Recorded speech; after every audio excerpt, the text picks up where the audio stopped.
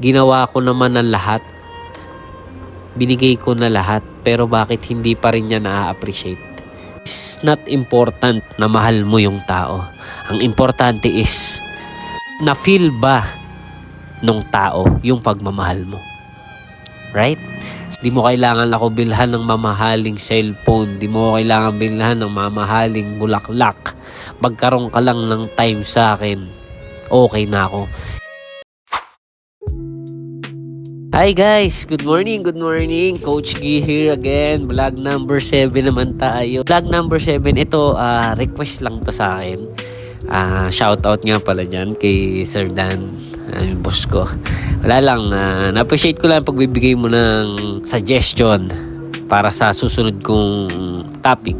And pwede pala kayong mag-request sa akin. Baka alam ko yung pwede nating sunod na i-topic. Baka may idea ako doon or pwede ko naman pag-aralan. And makakapag-share tayo. Yung susunod kong topic, hindi naman ako expert dito or something. Pero gusto ko lang din malaman ng lahat kung gaano ka-importante yung susunod nating topic.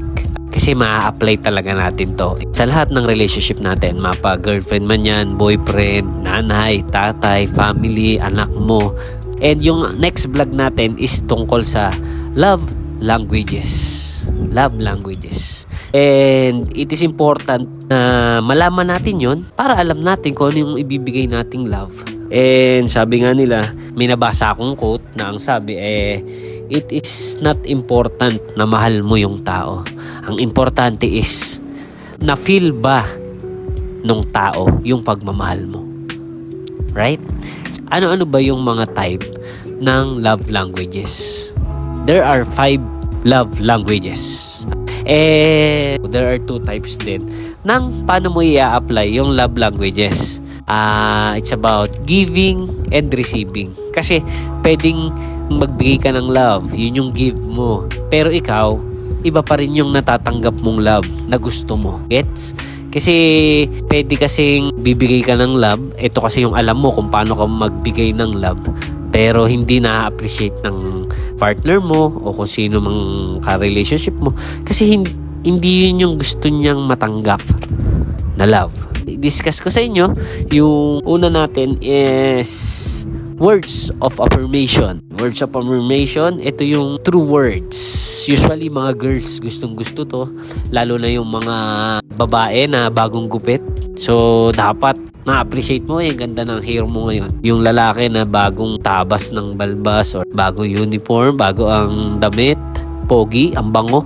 True words, kung paano mo sinasabi. So dun niya na-feel na sobrang nararamdaman ko yung love. So, true words. Next is physical touch. Yan yung mga tipong hugging, kissing, yan, holding hands. Like, kunyari, naglalakad kayo, hawakan niya yung kamay mo. Ganun lang. Simpleng-simple na hawakan or touch or i-kiss ka sa noo o sa lips.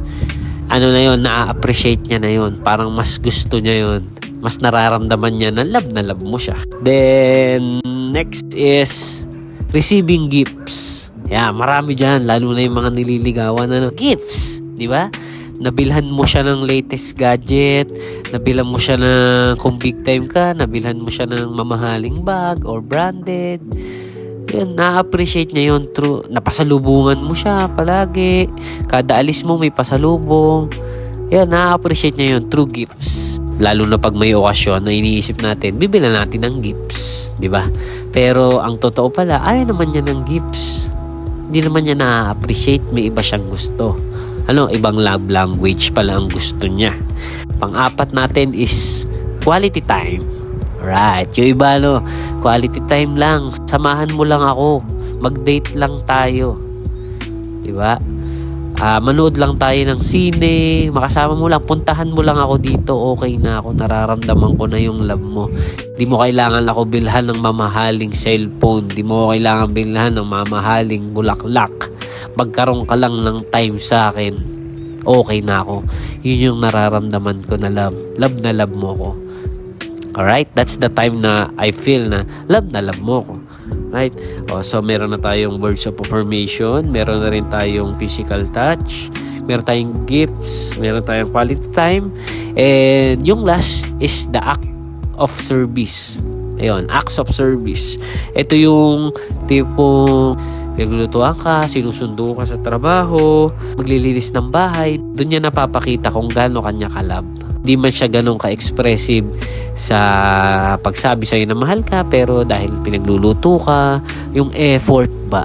Parang ganun. Yung iba kasi ganun yung kaya nilang ibigay na love eh. And sabi ko nga kanina, merong 2 types nun about receiving and giving.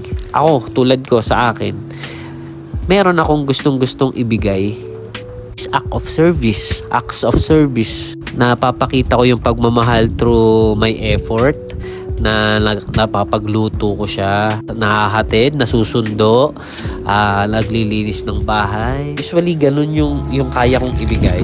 Ang receiving ko, ang gusto ko sa akin, words of affirmation. Gusto ko sinasabihan ako na, uy, pogi mo today, or parang blooming ka ngayon. Yan, parang mas dun ko na-appreciate na love. Hindi ako masyado sa gifts, hindi ako masyado sa physical touch.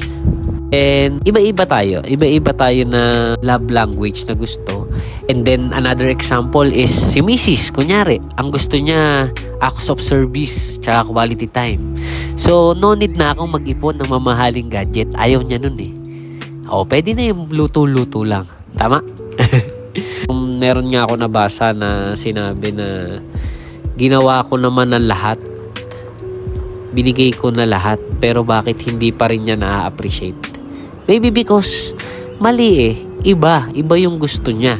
And para masolusyonan natin yun, all you have to do is ask.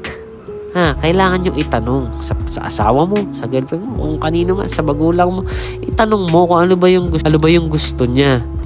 Kasi pag nalaman mo kung ano yung gusto niya, pwede yun na yung gawin mo. Susunod, mas ma-appreciate ka niya. Like, gusto pala niya quality time. Ikaw bigay ng bagong latest gadget, baga lahat ng pinakamagandang bulaklak binigay mo na, pero ang gusto lang pala niya quality time. Diba? If only alam mo lang, di sana mas maayos. And kung hindi mo naman alam kung ano yung love language na gusto niya, or ayaw mong itanong, gawin mo yung parang nanliligaw ka nun. Kasi pag nung nanliligaw ka, halos lahat ng 5 love languages nagawa mo eh. Nagawa mo siyang sabihan ng maganda, words of affirmation nun. Nagawa mo siyang magkaroon kayo ng date. O, di ba? Quality time yun. Nagawan mo na ipagluto siya, sunduin siya sa trabaho. Di ba? Act of service yun. Nagawa mo siya i-hug, nagawa mo siyang i-holding hands. Di ba? Physical touch. Receiving gifts. Yeah. Gusto ko nito. Gusto ko ng bag na bago, or gusto ko na pasalubungan mo ako nito pag umalis ka, or pwedeng bilhan mo ako nitong bago. Gawa mo lahat yan nung manliligaw ka pa lang. So ngayon, kung ayaw mong gawin lahat yon and mas ma-appreciate niya yon, better ask. Kasi wala namang masamang magtanong.